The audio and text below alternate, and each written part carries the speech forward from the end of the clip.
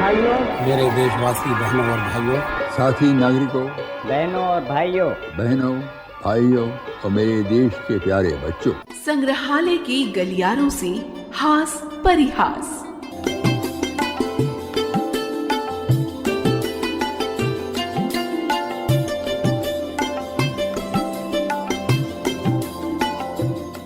नमस्कार दोस्तों, जमानों से हमारे बड़े बुजुर्ग ये कहते आए हैं कि जहाँ चाह वहाँ रहा। आप किसी काम को करना चाहते हैं तो उसकी प्रेरणा और कारण सैकड़ों हो सकते हैं, और नहीं करना चाहते तो उसके बहाने हजारों हो सकते हैं।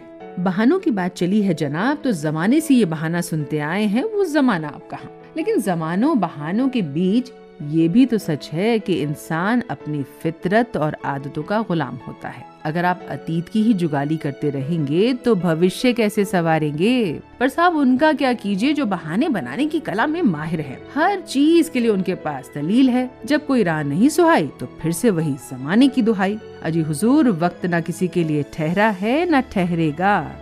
यहाँ तो वक्त के समंदर में जो गोते लगाएगा वही मोती पा जाएगा। इसीलिए तो रहीम कह गए हैं, रहीमन पानी राखिए, बिन पानी सब सून, पानी गए न उबरे, मोती मानुष चून।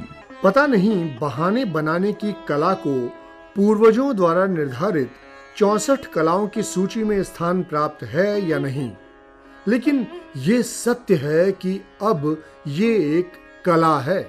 कला, बहाना बनाना एक कला है, क्योंकि हर इंसान बहाना बनाने और फिर उसका सफलतापूर्वक निर्वाह करने में निपुण नहीं होता। जिन लोगों की मैं चर्चा कर रहा हूं वे सचमुच चलते फिरते इंसान हैं और इसी पृथ्वी के वासी हैं। आप कहेंगे, क्या बेसिर पैर की हाँकनी शुरू की है? अरे, मनुष्य योनि प्राप्त करके इस पृथ्वी पर नहीं रहेंगे तो क्या हिंद महासागर में समाधि लगाएंगे?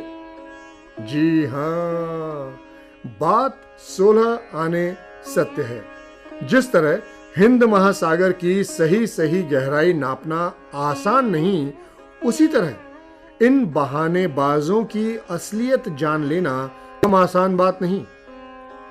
गाड़ी में पंक्चर हो गया, घर में मेहमान आ गए, अफसर से लड़ाई हो गई, अरे बीवी रूठ कर पीहर चली गई। ये सब तो बड़े घटिया बहाने हैं जिनकी पकड़ आसानी से हो सकती है।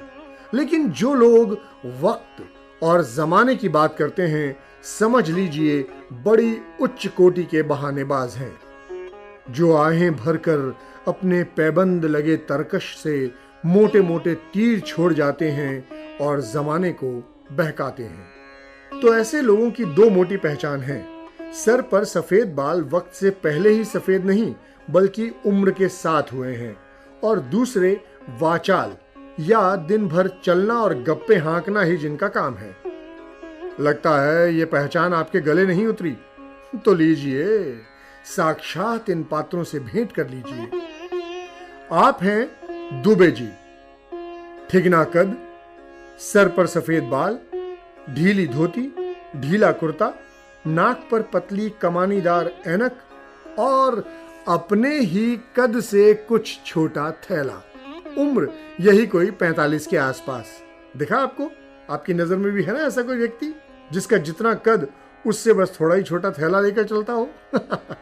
खुद दुबे जी का कहना है, अरे बच्चा, किसी जमाने में हमारी तूती शहर तो शहर, आस पास के 84 गांवों में बोलती थी। अरे जिस सड़क से निकल जाते थे, दंडवत प्रणाम करने वालों की कतारें लग जाती थी। शाही महल की कोई भी रस्म हमारी मौजूदगी के बिना पूरी नहीं होती थी।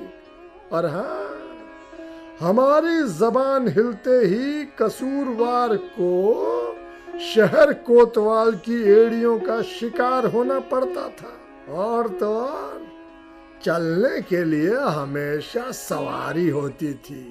दान दक्षिणा में अशर्फी और मोहर के अलावा हम और कुछ नहीं लेते थे। हमारी इज्जत के खिलाफ था, समझे? हाँ। तो साहब, इसका मतलब ये हुआ कि ये थे 16 आना राज पंडित। लेकिन अब न पूछिए, पिछले इतिहास की गवाही देने वाला कोई नहीं है। अब हालत यह है कि दुबे जी पाई पाई के लिए 4 मील पैदल पहुंच जाते हैं और अगर जजमानों की संख्या ज्यादा हो तो कई बार दौड़ भी लगा देते हैं। कल दीनू तंबोली ने दुबे जी के बारे में एक दिलचस्प घटना सुनाई।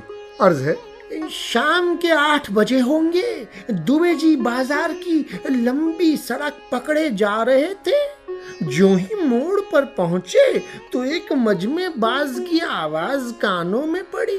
सो थैला पैरों में टिकाकर बीच सड़क पर खड़े हो गए और लगे जर्दा फांकने। बेड़ा गर्क हो ड्राइवर का। कार पास में लाके अड़ा दी दुबे जी के और बोलने लगा, अरे पंडित जी, सड़क क्या बाप की समझ रखी है? अरे मरना ही है तो कुचल कर क्यों मरते हो? बुढ़ापे में शौक चल रहा है तो वहां चले क्यों नहीं जाते? बस इसी झड़प में दुबे जी का एक पैर घायल हो गया। अब जब पट्टी बंधी देखी तो हमने भी दुबे जी का हाल चाल पूछा तो लगे बेहिसाब गालियां देने। सत्यानाश हो इस जमाने का, न कोई लिहाज न शर्म। इंसान तो पलते नहीं, मार कुत्ते पालेंगे। मैंने कहा, दुबे जी आखिर हुआ क्या? अरे होना क्या था, इंसान अच्छे पैदा हो ये तो अब जमाने के बस की बात रही नहीं। अरे अब तो कुत्ते कुत्तियों की नस्लों की असलियत खोजते हैं। ये उसी एक असली नस्ल की कुतिया का कमाल है। अरे न जाने मुझे चोर समझा कि उचक्का जालिम चिपट गई। क्या करूं, वो जमाना ही गया, वरना कुतिया तो कुतिया उसके मालिक तक को बंद करवा कर जेल भिजवा देता। हम तो तंग आ गए इस जमाने से, गोया दिल घुट रहा है आपसे आप आशियाने में। अच्छी नहीं चमन की हवा इस जमाने में। अब आप ही बताइए, दुबे जी को कौन समझाए कि जमाना वही है, बहाना नया है। ये तो सिर्फ दुबे जी की बात है। समाज में अनेक ऐसे लोग हैं जो गलेबाजी के सहारे अपना महत्व अंत तक बनाए रखने की कोशिश करते हैं। अनुसंधान करने से पता चलता है कि सब तो नहीं, लेकिन अधिकतर पेंशन याफ्ता कर्मचारी, बिगड़े दरबारी, हारे हुए राजनीतिज्ञ, उखड़े हुए कवि, तोंद वाले व्यापारी प्रायः इस बीमारी के मरीज पाए जाते हैं। अगर कहीं कोई नौजवान जमाने के गुजर जाने की बात करे तो समझ लीजिए इन्हीं में से किसी का पक्का खलीफा है। पहले शुद्ध घी खाते थे, अब वनस्पति। ठीक है, बात समझ में आती है। कौन जांच का झमेला मोल ले। इस महंगाई के जमाने में इंसान ही पहचानने छोड़ दिए तो घी दूध की क्या बात। लेकिन सेठ मनसुख लाल अगर ये कहें कि अब वो जमाना कहां तो कौन मानेगा? अरे भाई, पहले भी नून तेल की दुकान करते थे और आज भी करते हैं। महंगाई बढ़ी तो जमाना बदल गया। उनके बच्चे घर में उधम मचाते हैं तो जमाना बदल गया, और ब्लैक करते हुए पकड़े जाएं तो जमाना बदल गया। आप कहेंगे बात नहीं बनी, तो लीजिए, अरे आपसे मिलिए अपने पुराने जाने पहचाने दोस्त दुखदेव सिंह। आप फरमाया करते हैं कि आपके पूर्वजों ने बड़ी बड़ी लड़ाइयां लड़ी हैं और लड़ाई के मैदान में दुश्मनों के छक्के छुड़ाए हैं। सचमुच डील डॉल और पैनी बलखाती मूछें देखकर लगता भी ऐसा ही है।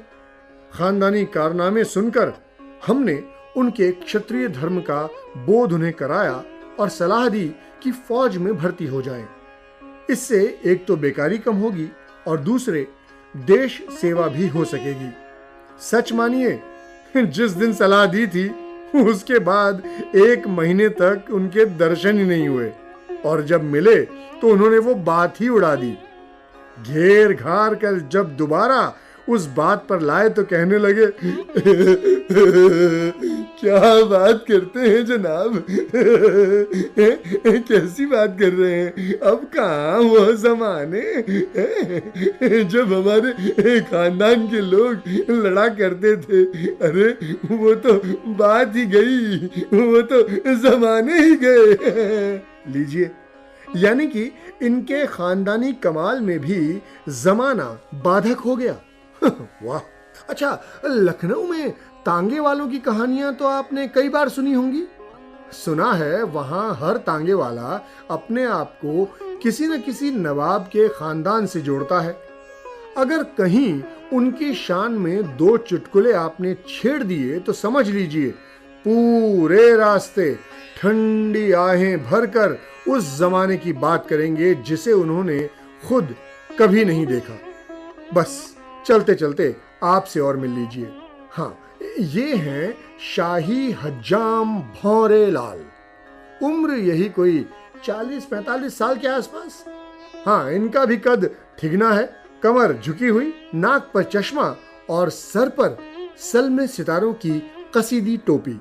अगर सुबह सुबह कहीं नाले के पास से गुजरने का अवसर मिले तो भौरे लाल को कछुए की चाल से किसी बंगले में घुसता हुआ देखेंगे।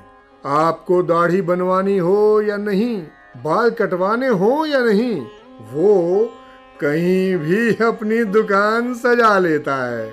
10 तरह के रेशमी रुमाल, 10 कैंचियां, चांदी की कटोरी, 5-7 तरह के ब्रश, अनेक देशी विदेशी उस्तरे, पाउडर, यानी कि पूरे एक सैलून का सामान सजा कर रखता है। ज्यों ही कोई परिचित दिखाई दिया कि दोनों हाथ फैलाकर लगा गुणगान करने, अरे क्या बताऊं साहब, एक जमाना था जब ये औजार राजा महाराजा और रईसों के सर के अलावा किसी और पर न चलते थे, पर वो तो एक ही रियासत के राजा थे। अरे आप तो माई बाप हैं, जय हो अन्नदाता की, और वो तो जमाना ही गया।